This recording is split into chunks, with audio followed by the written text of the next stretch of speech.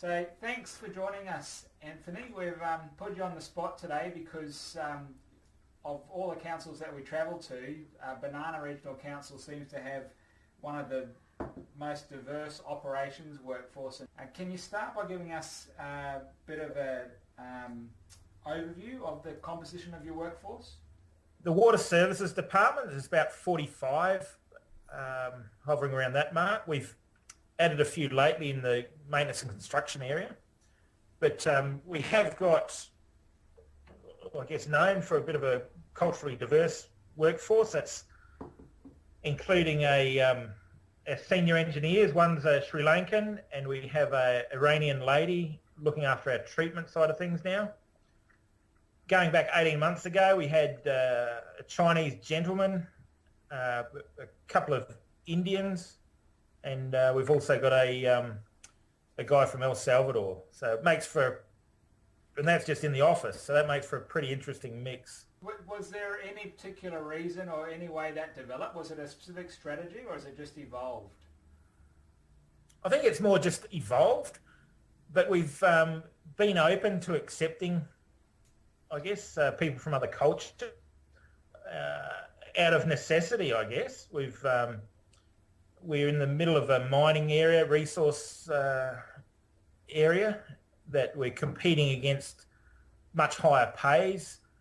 You know, we lost one of our junior admin staff about 4 years ago, who went from job paying probably around 30 grand. She got a job at the mine as a truck driver and was making 100. But we do have a 9-day fortnight, and sometimes the family time and the personal time that gives is a bit of an attractant to some people. I love it, and many others do too. We're just open to accepting ladies in non-traditional positions. They've proven over a number of years now that they can successfully perform in treatment roles and even in maintenance and construction worker roles. We have a casual employee, a lady that goes out and flushes our dead-end mains for us every couple of weeks, and also does some meter reading. It just gives us that flexibility that we wouldn't have or necessarily have otherwise. I know when we first started employing ladies in treatment, some of the older operators were a bit concerned that they may not be able to cope, especially with the lifting and working with difficult valves and some of the heavier type jobs, but we've got to look out for that anyway as part of our workplace health and safety obligations. We offer these positions generally as traineeships, or if they're assistant treatment plant operators or even operator positions that we may not fill. We haven't had much luck filling them with experienced operators, so we've appointed people subject to them completing their Cert 3s in treatment plant operations, and we apply that whether they're a trainee or whether they're ATPO or TPO. They all have to complete their Cert 3. So I guess it's a good entry level for anyone wanting to get into the industry. And I think maybe once we've had a couple of ladies go through, it's just opened the door for more to get into those roles. They just keep applying. So what specific considerations, if any, do you have to take into account in the workplace? What we found out that the people really have to be a good fit with our team, within our organisation. The last probably 12 to 18 months, we've applied a pretty rigorous process. We don't get a lot of applicants for senior engineering roles or senior treatment roles, but those we do get, we'll have a preferred list, and then we'll do the phone interviews, pick out the preferred applicant, and then we'll make sure we fly them to Biloela, and they spend a good portion of the day with myself or other senior staff driving around, looking at some of the towns, making sure they're aware of the distance involved between towns. Can be quite daunting for some people that come from European cities, for instance, travelling those sorts of distances throughout the day. But we want to make sure that they understand what they're getting themselves in for as well. Yeah. What Biloela's like. Are they going to want to live here for, 2, 3, 4, 5 years or longer? For our senior treatment engineers position, 3 people to Biloela over, 6 to 8 months. Didn't take any of them on before we got the final applicant that we were happy with. I think you've got to be open to the idea of probably non-traditional people coming into the roles, and also you've got to be flexible with your approach and flexible with your employees, especially with the multicultural workforce. We've had situations where people have to go back home to their homeland to deal with family issues. We've got one guy that still maintains a home back in Sri Lanka, and he flies back every 18 months and spends 1 to 2 months at home in Sri Lanka.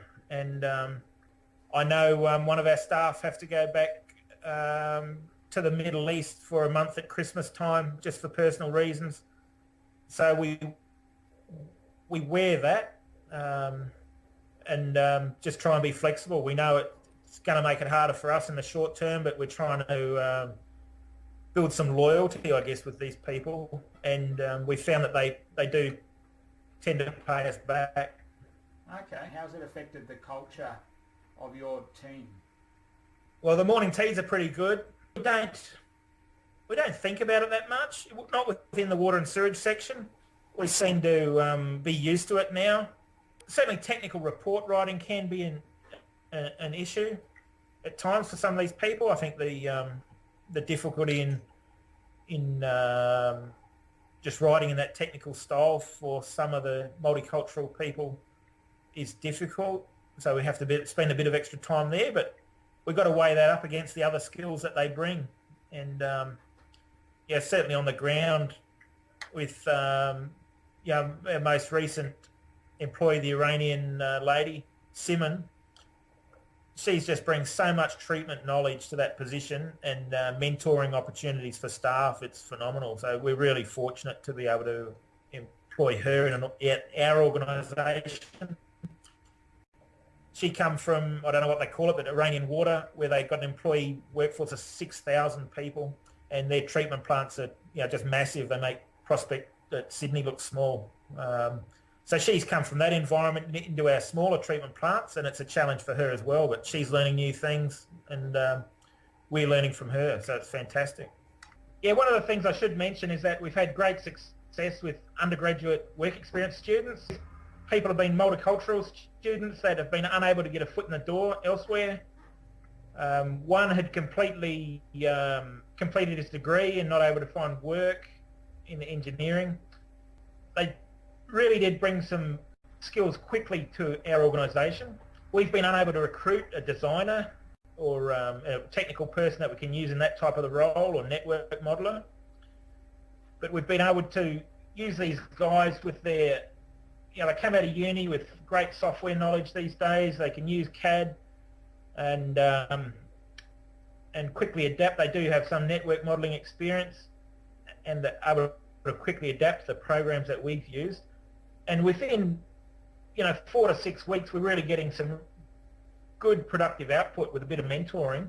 Well, I do apologise that I can't be there in person, as probably by the time this gets played, you would have heard that I was being interviewed for one of the Lions assistant coaching positions. Just getting the windows there. That's We've only got like half your head now. You've tilted up again and we've just got your mouth, no beard. We'll try this. So you wanted to talk about the girls, hey, at the free range egg farm, pasture raised. Make sure you go to our Facebook page, Blue Sky Heritage Eggs. How far and wide are you hoping to sell them? Well, we've got to Monte. You said this was a practice. We're not. No, we are doing a good record, aren't we? No, not today. You said nothing in the email about the good version. I'm still coming up with my jokes just to make it funny. Hey, can you tilt your camera down a little bit? We're missing your chin.